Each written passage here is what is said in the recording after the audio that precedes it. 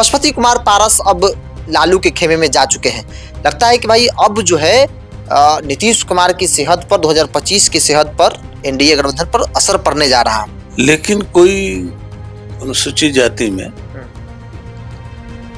कोई भी दल नेता अभी महागठबंधन में नहीं, लेकिन आज लोकप्रियता चिराग पासवान के पास, महागठबंधन को भी लाभ होगा और पशुपति कुमार पारस को भी लाभ होगा। जितने नेता हैं उसमें दो आदमी का लड़का राजनीतिक भविष्य दिखाई दे रहा है। एक लालू प्रसाद यादव जी जिनके तेजस्वी यादव हैं, और एक रामविलास पासवान जी के लड़के चिराग पासवान। और हमको लगता है कि सीट बंटवारा में कुछ सही ढंग से नहीं हो पाया था, जिससे 5 सीट हमारे जिला में महागठबंधन इसलिए हार गया कि सही व्यक्ति को टिकट नहीं मिला था। लेकिन लड़ाई तो दोनों तरफ से होगी। बहुत हल्का लेकर महागठबंधन को चलने का काम नहीं है, और बहुत मजबूती में भाजपा जदयू है, इसको भी बहुत गिनने का काम नहीं है। नमस्कार, द इंडिया टॉप देख रहे हैं। मैं हूं आपके साथ बिरजू सिंह। बिहार की राजनीति में खरमास खत्म होने के साथ राजनीतिक घटनाएं घटनी शुरू हो गई है। हालांकि पहले से ऐसी चर्चा थी कि बहुत बड़ा कुछ होने वाला है, नीतीश कुमार का मन डोल रहा है, इस तरह की चर्चा हो रही थी। वैसा कुछ तो नहीं दिखा, लेकिन छोटी मोटी घटनाएं जो है राजनीतिक तौर पर होती दिख रही है। नेताओं का जमावड़ा, रैली, राहुल गांधी का भी पटना आना हुआ, और इन सब चीजों के बीच आपने देखा कि भाई एनडीए खेमे से एक दल महागठबंधन में चले गए। आधिकारिक तौर पर नहीं, लेकिन वो तय माना जा रहा है। आज भी लालू प्रसाद यादव से पशुपति कुमार पारस की मुलाकात हुई है। सवाल है कि क्या इस घटनाक्रम का असर बिहार की राजनीति और एनडीए गठबंधन की सरकार सेहत पर पड़ेगी, चुनाव पर पड़ेगी? मेरे साथ बिहार की राजनीति के वरिष्ठ नेता है एमएलसी महेश्वर सिंह जी। आपने तो भाई जेडीयू की राजनीति को भी देखा है, रामविलास पासवान की लोजपा की भी राजनीति को करीब से देखा है। पशुपति कुमार पारस अब लालू के खेमे में जा चुके हैं। लगता है कि भाई अब जो है नीतीश कुमार की सेहत पर 2025 की सेहत पर एनडीए गठबंधन पर असर पड़ने जा रहा है। देखिए, चुनावी वर्ष है और इधर से उधर जाना स्वाभाविक बात है। जिसका जहां कॉम्बिनेशन बैठेगा वो चला जाएगा। वो लोजपा दो फंड है, तो लोजपा में अधिकतर लोग चिराग पासवान के साथ हैं। लेकिन कोई अनुसूचित जाति में कोई भी दल नेता अभी महागठबंधन में नहीं, तो जाने से तो फर्क पड़ता है। एक सिंबल, एक स्टेटस, रामविलास पासवान का लोजपा दो है, तो ये भी लोजपा बोलेगा, तो कहने और दिखाने के लिए तो हो ही जाएगा। तो समाज में तो असर पड़बे करेगा, निश्चित रूप से इसका असर पड़ेगा। अब लोजपा के साथ भी, रामविलास पासवान के साथ भी आपने राजनीति किया है। तब पशुपति कुमार पारस, क्योंकि पशुपति कुमार पारस को कहा है कि इनके पास एक लंबा अनुभव है। रामविलास पासवान अगर एक के बाद एक रिकॉर्ड बनाए तो पीछे में भाई पशुपति कुमार पारस का बड़ा सपोर्ट था। तो उस लिहाज से क्या लगता है कि बड़ा असर, राजनीतिक घटनाक्रम बड़ा असर पड़ने वाला है क्या? नहीं, देखिए, इसमें पशुपति जी को अनुभव है, इसमें दो मत नहीं है। लेकिन आज लोकप्रियता चिराग पासवान के पास, जो स्वजातीय वोट है पासवानों का वो बहुत बड़ा भाग जो है वो चिराग पासवान के साथ है। और चूंकि रामविलास पासवान के साथ पशुपति कुमार पारस का नाम था, तो कभी ये सेकंड मैन यही गिने जाते थे। लेकिन आज पारिवारिक बंटवारा होने के बाद में थोड़ा पारस जी कमजोर हुए हैं। पारस जी कमजोर हुए हैं।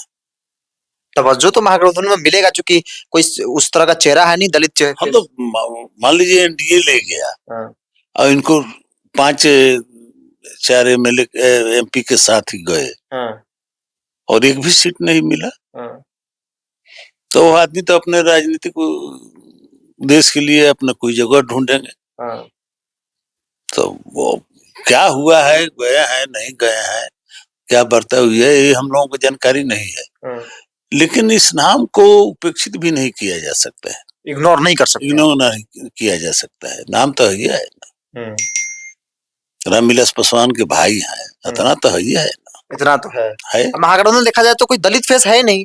पशुपति कुमार पारस के लिए लंबा स्पेस भी बन जाएगा, और चुनाव में एक फायदा भी महागठबंधन लालू यादव उठाएंगे पशुपति कुमार पारस का, निश्चित रूप से। निश्चित रूप से दोनों को लाभ होगा, महागठबंधन को भी लाभ होगा और पशुपति कुमार पारस को भी लाभ होगा। अच्छा, एक चर्चा चूंकि बिहार में पटना में कल देखा गया, आरजेडी की राष्ट्रीय कार्यकारिणी की बैठक हुई और उस बैठक में फैसले लिया गया कि भाई तेजस्वी यादव सर्वे सर्वा पार्टी के हैं, जो तेजस्वी कह देंगे वही सही होगा, हर फैसला तेजस्वी यादव लेंगे। लगता है कि बहुत कुछ बदल गया आरजेडी में। देखिए, हम आपको पहले से भी कहे थे, जितने नेता हैं उसमें 2 आदमी का लड़का राजनीतिक भविष्य दिखाई दे रहा है। एक लालू प्रसाद यादव जी, जिनके तेजस्वी यादव हैं, और एक रामविलास पासवान जी के लड़के चिराग पासवान में भविष्य है बिहार के।